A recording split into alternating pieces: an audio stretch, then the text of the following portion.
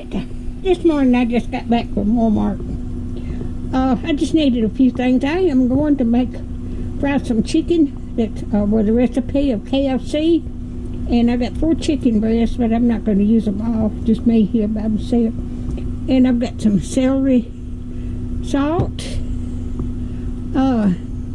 ground organza,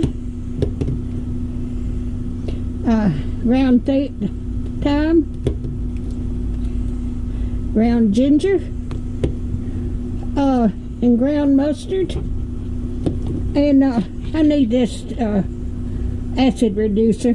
I have to take one of these every day. But that's my small Walmart haul I got today. But I'm going to make this evening.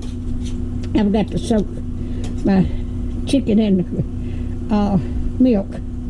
So if you like my videos, just like, share, and subscribe, and hit that little bell when you want to be notified when I got another video coming out. And I've got 2 other things that they're going to ship to me.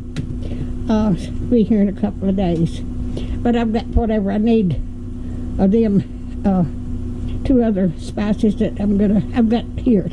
So y'all have a wonderful day. Thank you so much for watching.